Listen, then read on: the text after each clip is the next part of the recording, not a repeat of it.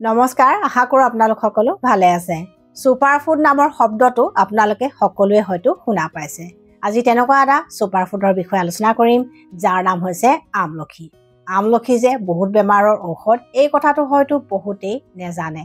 সোৱাদত কেহা হোৱাৰ বাবে বহুতে খাবও নোখোজে কিন্তু আপোনালোকে যদি আমলখিৰ ঔষধি গুণবোৰৰ কথা জানে তেনেহলে আপোনালোকে নিশ্চয় খাবলৈ মন কৰিব প্ৰথমতে জানো আহক আমলখিক কিয় সুপাৰ ফুড বুলি কোৱা হয় আমলখি হৈছে ভিটামিন সিৰ আটাইতকৈ ভাল উৎস ইয়াত কিমান ভিটামিন সি আছে আপোনালোকে শুনিলে হয়তো আচৰিত হ'ব দিনে 20টা কমলা খালে আমি যিমান ভিটামিন সি লাভ কৰিম আমি মাত্ৰ দিনে এটাকৈ আমলখি খালে সিমানখিনি ভিটামিন সি লাভ কৰিম অৰ্থাৎ আমলখিত ভিটামিন সিৰ পৰিমাণ কমলাতকৈ বহুগুণে বেছি ঠিক তেনেকৈ আমলখি হৈছে এটা শক্তিশালী বা পাৱাৰফুল এন্টিঅক্সিডেন্ট ইয়াত এন্টিঅক্সিডেন্ট কিমান আছে সেইটো শুনিলে আপোনালোকে আচৰিত হ'ব ডালিমতকৈ 17 গুণ বেছি পৰিমাণে এন্টিঅক্সিডেন্ট আছে আৰু এন্টিঅক্সিডেন্টযুক্ত বিদেশী ফল খোৱাৰ প্ৰতি আজিকালি আমি সকলোৱে আগ্ৰহী হৈছো যেনে ব্লুবেৰী আকাইবেৰী ষ্ট্ৰবেৰী আদি কিন্তু ব্লুবেৰীতকৈ 50 গুণ বেছি এন্টিঅক্সিডেন্ট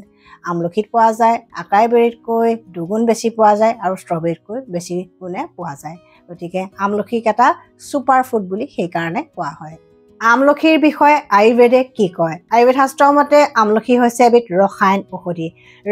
ঔষধি হৈছে এনেকুৱা কিছুমান বিশেষ ঔষধি যিয়ে আমাৰ শৰীৰটোক নতুনত্ব প্ৰদান কৰে অৰ্থাৎ যাক ইংৰাজীত কোৱা হয় ৰেজুভিনেশ্যন আমলখিয়ে আমাৰ দেহৰ ইমিউনিটি বঢ়ায় দেহত বল শক্তি বঢ়ায় আৰু বহু ৰোগৰ প্ৰতিষেধক হিচাপে কাম কৰে আৰু বহু ৰোগৰ ঔষধ হিচাপে কাম কৰে আমাৰ কাৰণে অমৃতৰ দৰে কাম কৰা চ্যৱনপ্ৰাশ ত্ৰিফলা আদি দৰৱসমূহৰ মুখ্য উপকৰণ হৈছে আমলখি আৰু এনেকুৱা বহুতো শাস্ত্ৰীয় ঔষধ বা পেটেন্ট ঔষধত আমলখি সেয়েহে উপকৰণ হিচাপে ব্যৱহাৰ কৰা হয় আমলখি হৈছে চৰ্দি কাহৰ এটা ভাল মেডিচিন বা ঔষধ কিন্তু কেনেকৈ কাৰণ আমলখিত আছে প্ৰচুৰ পৰিমাণে ভিটামিন সিয়ে আমাৰ দেহৰ ইমিউনিটি ষ্ট্ৰং কৰে আৰু ইমিউনিটি ষ্ট্ৰং হলে চৰ্দি কাহ আদি সিজনাল বেমাৰবিলাক সহজতে নহয় বা হলেও আমি সোনকালে আৰোগ্য লাভ কৰোঁ আপোনালোকে বহুতে হয়তো ইমিউনিটি বঢ়াবৰ কাৰণে ভিটামিন সি সাপ্লিমেন্ট বা টেবলেট কিনি খায় আৰু ডক্টৰেও চৰ্দি কাহ আদি হলে ভিটামিন সি প্ৰেছক্ৰাইব কৰে কিন্তু এনেকুৱা ভিটামিন সি টেবলেট কিনি নেখালেও হ'ল যদি আমি ডেইলি এটাকৈ আমলখি খোৱাৰ অভ্যাস কৰোঁ আৰু নেচাৰেল বস্তুবোৰ সদায় ভাল সেই কথাটো আপোনালোকে সকলোৱে জানে আৰু যাৰ চৰ্দি কাহ আদি হৈ থাকে তেওঁলোকে আমলখিৰ গুৰি এচামুচৰ লগত এচামুচ মৌজোল মিহলাই নিয়মীয়াকৈ খোৱাৰ অভ্যাস কৰিলেও তেওঁলোকে যথেষ্ট উপশম পাব চকুৰ দৃষ্টিশক্তি বা আইচাইটৰ কাৰণে আমলখি খুব ভাল বিশেষকৈ যিসকলে ৰাতি আন্ধাৰত কমকৈ দেখা পায় বা যাৰ নাইট ব্লাইণ্ডনেছৰ সমস্যা আছে তেওঁলোকৰ কাৰণে আমলখি খুব ভাল আৰু বয়স হলে বহুত মানুহৰ কেটৰেক্ট মেকুলাৰ ডিজেনেৰেশ্যন আদি চকুৰ ডিজেনেৰেটিভ বেমাৰবিলাক হয় আৰু সেই বেমাৰবিলাকো প্ৰাকৃতিকভাৱে প্ৰতিৰোধ কৰে বা ডিলে কৰিব পাৰে আমলখিয়ে গতিকে আমলখি খাওক আৰু চকু জুৰি ভালে ৰাখক দেহৰ এক্সট্ৰা ফেট বা চৰ্বি যদি কমাব খুজিছে তেন্তে আমলখি খাওক কাৰণ আমলখি হৈছে এটা নেচাৰেল ফেট বাৰ্নাৰ অৰ্থাৎ আমলখিয়ে আমাৰ দেহৰ এক্সট্ৰা ফেট বা চৰ্বি কমোৱাত সহায় কৰে কাৰণ আমলখিয়ে আমাৰ দেহৰ মেটাবলিজিম ফাষ্ট কৰে আৰু ইয়াত এটা বিশেষ ধৰণৰ প্ৰটিন আছে যিয়ে ফুড ক্ৰেভিংছ কমাই ৰাখে অৰ্থাৎ ইটো সিটো খাই থকাৰ বেয়া অভ্যাসটো কমাই ৰাখে যাৰ কাৰণে আমি এক্সট্ৰা কেলৰি গ্ৰহণ কৰাৰ পৰা বিৰত থাকিব পাৰোঁ আৰু আমলখিত থকা ফাইবাৰে খাদ্যত থকা কাৰ্বহাইড্ৰেট আৰু ফেটৰ যিটো এবজৰ্পশ্যন সেইটো স্লো কৰি দিয়ে যাৰ কাৰণে দেহত এক্সট্ৰা চৰ্বি বা ফেট জমা নহয় আৰু এনেকৈ বিভিন্ন উপায়েৰে দেহৰ এক্সট্ৰা চৰ্বি কমাত সহায় কৰে ৰাতিপুৱা এগিলাচ কুহুমীয়া পানীৰ লগত 2 চামুচ আমলখিৰ ৰস 2 চামুচ এল'ভেৰাৰ জুচ আৰু আধা চামুচমান আদা ৰস মিহলাই নিয়মীয়াকৈ খালে ই ডিটক্স ড্ৰিংক হিচাপে কাম কৰে দেহৰ এক্সট্ৰা চৰ্বি কমাত সহায় কৰে অৱশ্যে তাৰ লগতে সঠিক খাদ্য আৰু এক্সাৰচাইজো কৰিব লাগিব পেট যদি সাফা নহয় অৰ্থাৎ কোষ্ঠকাঠিন্য বা কনষ্টিপেশ্যনত যদি ভুগি আছে তেন্তে আমলখি খাওক কাৰণ আমলখিত থকা ফাইবাৰে পেট সাফা কৰাত সহায় কৰে গেষ্ট্ৰাইটিছ বা গেছ এচিডিটিৰ সমস্যাত যদি ভুগি আছে তেন্তে আমলখি খাওক নিশ্চয় ভাল পাব কাৰণ আমলখি হৈছে এলকেলাইন ফুড অৰ্থাৎ ক্ষাৰধৰ্মী খাদ্য যিয়ে আমাৰ পেটত থকা অতিৰিক্ত এচিড বা হাইড্ৰক্লৰিক এচিডখিনি নিউট্ৰেল কৰে যাৰ কাৰণে গেষ্ট্ৰাইটিছৰ সমস্যাত সুফল পোৱা যায় আৰু যি মানুহে আমলখি খায় তেওঁলোকৰ সহজতে পেপটিক আলচাৰ বা গেষ্ট্ৰিক আলচাৰ এনেকুৱা ধৰণৰ পেটৰ বেমাৰবিলাকো সহজতে নহয় আৰু যাৰ IBS বা ইৰিটেবল বাৱেল চিণ্ড্ৰমৰ সমস্যা আছে তেওঁলোকৰ কাৰণেও আমলখি উপকাৰী কোষ্ঠকাঠিন্যৰ সমস্যাত ৰাতি শোৱাৰ সময়ত এগিলাচ কুহুমীয়া পানীৰ লগত এচামুচ আমলখিৰ গুড়ি মিহলাই নিয়মীয়াকৈ খালে যথেষ্ট উপকৃত হ'ব। আৰু যাৰ গেষ্ট্ৰাইটিছৰ সমস্যা আছে বা পেটৰ অন্যান্য সমস্যা আছে তেওঁলোকে ৰাতিপুৱা খালী পেটত এগিলাচ কুহুমীয়া পানীৰ লগত 2 চামুচ আমলখিৰ ৰস মিহলাই নিয়মীয়াকৈ খালেও যথেষ্ট উপকৃত হ'ব। ফেটি লিভাৰ, জণ্ডিছ, হেপাটাইটিছ আদি লিভাৰৰ অসুখত যিসকলে ভুগি আছে তেওঁলোকৰ কাৰণে আমলখি খুব ভাল, কাৰণ আমলখিত থকা ভিটামিন চি আৰু এণ্টিঅক্সিডেণ্টসমূহে লিভাৰ চেল বা কোষবিলাকক সুৰক্ষা প্ৰদান কৰে, অক্সিডেটিভ ষ্ট্ৰেছৰ পৰা বচাই ৰাখে আৰু ইনফ্লেমেশ্যন কম কৰে। গতিকে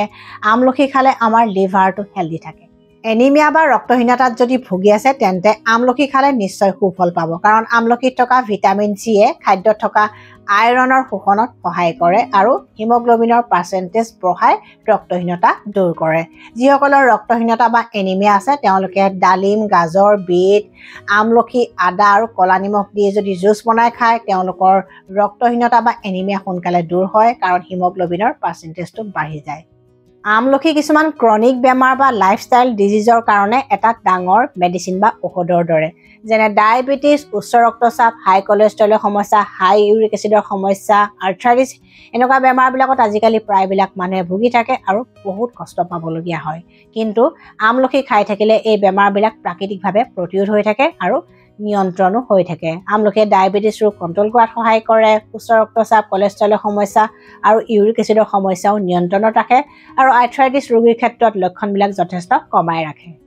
চুলি আৰু স্কিনৰ বাবে নেচাৰেল টনিক হৈছে আমলখি। চুলি সৰা, চুলি পকা, উফিৰ সমস্যা থকা ব্যক্তিসকলে যদি আমলখি খায় আৰু আমলখিৰ হেয়াৰ পেক বা আমলখিৰ হেয়াৰ অইল ঘৰতে বনাই ব্যৱহাৰ কৰে তেওঁলোকে যথেষ্ট ভাল ৰিজাল্ট পাব।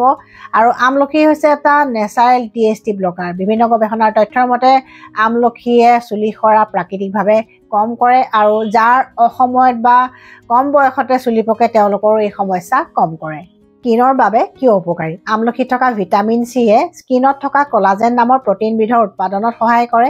আৰু এই কলাজেনে আমাৰ স্কিনখন টাইট কৰি ৰাখে, সোনকালে সুতুৰা নপৰাকৈ ৰাখে। কাৰণ বয়স বাঢ়ি অহাৰ লগে লগে কলাজেন নামৰ প্ৰটিনবিধৰ উৎপাদন কমি যায় আৰু ছালত ৰিংকলছ, ফাইন লাইনছৰ সমস্যা আহে, কিন্তু আমলখিয়ে কলাজেন প্ৰডাকশ্যন বঢ়ায়। গতিকে আমলখি খালে অকালতে বয়সৰ চাপ নপৰে, অৰ্থাৎ ই এণ্টি এজিং হিচাপেও কাম কৰে।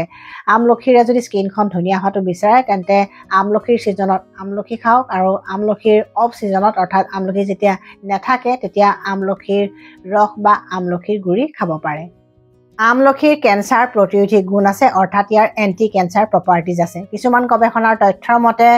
যিসকল ব্যক্তিয়ে কেম'থেৰাপি, ৰেডিঅ'থেৰাপি লৈ আছে তেওঁলোকে যদি আমলখি খায় তেওঁলোকৰ ছাইড ইফেক্টবিলাকো দেহত কমি থাকে। গতিকে আমলখিৰ ইমানবোৰ ঔষধি গুণ আছে যে কৈও শেষ কৰিব নোৱাৰি। আপোনালোকে যদি নতুন কিবা জানে তেন্তে প্লিজ কমেণ্ট কৰিব